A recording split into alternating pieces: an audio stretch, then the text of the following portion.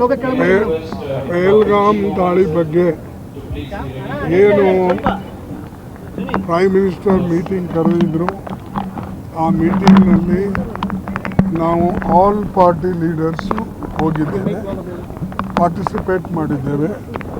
ಅದರ ಜೊತೆಯಲ್ಲೇ ನಮ್ಮ ಅಪೋಸಿಷನ್ ಪಾರ್ಟಿ ಲೀಡರ್ ಲೋಕಸಭಾ ಮತ್ತು ನೀವೇ ಮಾತಾಡ್ತಿರಲ್ಲ, ಆಮೇಲೆ ನಾನು ಹೋಗಿದ್ದೆ. ನಾವು ಅವ್ರ ಮುಂದೆ ಇಟ್ಟಂಥ ಮೊದಲನೇ ಪ್ರಶ್ನೆ, ಪ್ರೈಮ್ ಮಿನಿಸ್ಟರ್ ಇದನ್ನು ಸರ್ಕಾರ ಮೀಟಿಂಗ್ ಕರೆದ ಮೇಲೆ ಸರ್ಕಾರ ವತಿಯಿಂದ ಪ್ರೈಮ್ ಮಿನಿಸ್ಟರ್ ಹಾಜರಿರಬೇಕಾಗಿತ್ತು. ಅವರು ಹಾಜರಿಲ್ಲ, ಅದಕ್ಕಾಗಿ ಇದು ಸರಿಯಲ್ಲ. ಇಂಥ ಘಟನೆ ನಡೆದಿದೆ. ಸುಮಾರು 26 ಜನ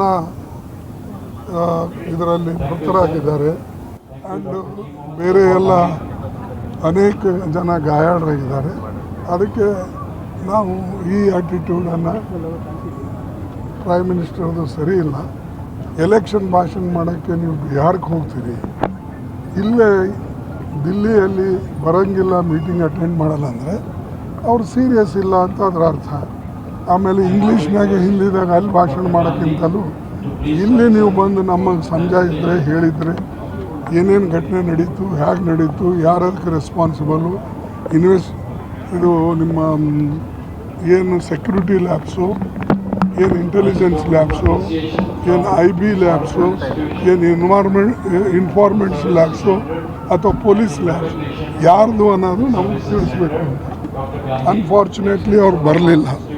ಅದಕ್ಕೆ ನಾವು